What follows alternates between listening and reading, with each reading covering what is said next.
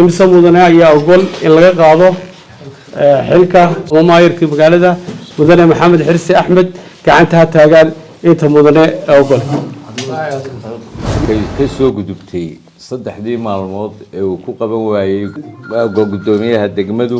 xildhibaanada aqlabiyadda golaha deegaanka degmada Burco oo maanta yeeshay kalfadhi aan caadi ahayn ayaa xilka ka xayuubiyay maayirkii hore ee degmada Burco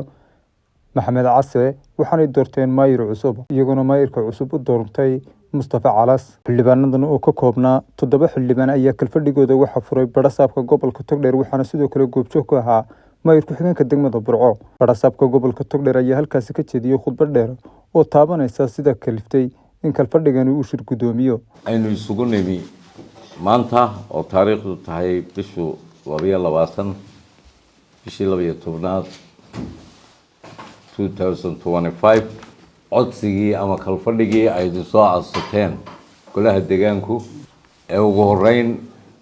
ahayd inuu fadhigan qabto gudoomiyaha degmada ku socota kalena uu lahaa gudoomiyaha gobolku iyo wasiirka wasaaradda dawladda hoose iyo horumarinta magaalooyinku saaka oo ay bishu tahay 22 taariikhda soo qorteen codsiguna ay ahayd 18kii bisha waxaynu u gudubnay maalintii shalayto markuu qaban waayay gudoomiyaha degmadu kalfadhigii ay soo codsateen kuna qanci waayay eedini keenayna jawaab uu leeyahay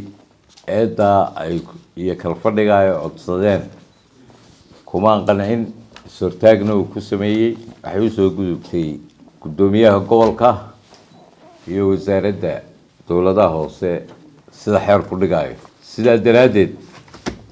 waxa hortayda taala warqadan oo la ku ogolaanayo in kalfadhigii caadiga ah kalfadhigii aan caadiga ahayn inaan qabto iyadoo la igu amrayo dhammaan xubnaha golaha deegaanka degmada Burco agaasimaha waaxda horumarinta degmooyinka ee wasaaradda dawladda hoose iyo horumarinta magaalooyinka ee xarunta Hargeysa agaasimaha guud ee wasaaradda dawladda hoose iyo horumarinta magaalooyinka wasiir ku-xigeenka wasaaradda dawladda hoose iyo horumarinta magaalooyinka og madaxweynaha jamhuuriyadda Soomaaliland iyadoo la tixraacayo eedii iyo ka codsigii ay u soo gudbiseen xafiisyadii shaqada ku lahaa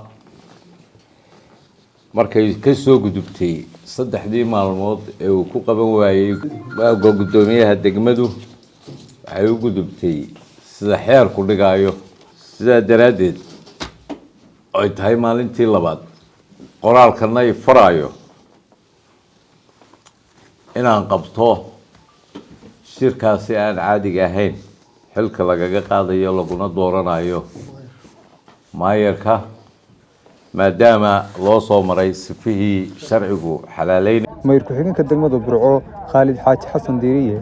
ayaa codka u qaaday inuu kalfadhigaasi xilka ku waayay maayirkii hore ee degmada Burco iyaguna 7 xildhibaan oo ka tirsan golaha deegaanka degmada Burco ay u codeeyeen in Mustafa Calas uu noqdo duqa degmada Burco waxaana xilka qaadistaas u dhacday sida tan sida xeer ku dhigayo xeer 23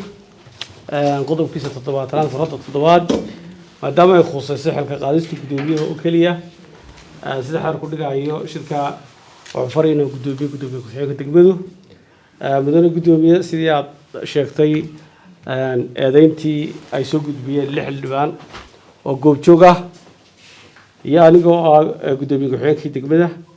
oo ka soo qayb galay kalfadhiguna saas uu 7 mudane ku fadhiyaan waan sax ku yahay marka waxaan gelaynaa maadaama eedaha saxday imsa mudane ayaa ogol in laga qaado xilka gudoomiyihii degmada ama duqii hore ama maayirka magaalada mudane maxamed xirsi axmed gacanta ha taagaan inta mudane ogol maadaama ay 7 mudane ee goobta fadhiya isku raaceen sidaas ayuu yahay gudoomiye ku-xigeenkii hore ee degmada Burco mudane maxamed xirsi xilkii ay mudanayaashu kala noqdeen oo uu yahay imika xildhibaan maxamed xirsi axmed sidaa daraaddeed maadaama ay jagadii bannaanaatay guddoomiyaha duqa degmadu waxaynu u baahan nahay inaynu buuxino jagadaa marka waxaa la doonayaa musharaxa u taagan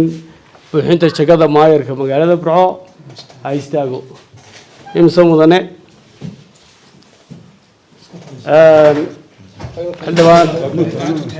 xildhibaan Mustafa Maxamuud Qasaal oo ah musharaxa maayarka yaa kale cid kale oo la tartamaysa ma jirtaa waayahay waad fadhiisan kartaa musharaxa doonaya inuu buuxiyo jagada maayarka magaalada Burco waa Mustafa Maxamuud Qasaal Mustafa Calas inta ogol inuu noqdo maayarka magaalada Burco guddoomiyaha golaha deegaanka noqdo gacanta taagan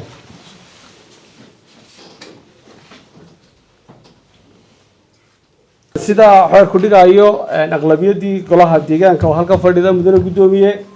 waxay isku raaceen oo doorteen inuu noqdo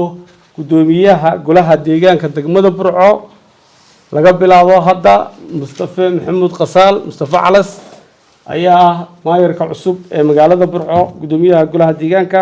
waxa uu codeeyay 7 xildhibaan oo goobta ku sugan 7deedii waxaan isku raacnay inuu noqdo buuxiye jagada maayarka cusub ee magaalada inuu noqdo Mustafa Calas anigoo ah guddoomiyaha gobolka waxaa ansaxa maayarna ah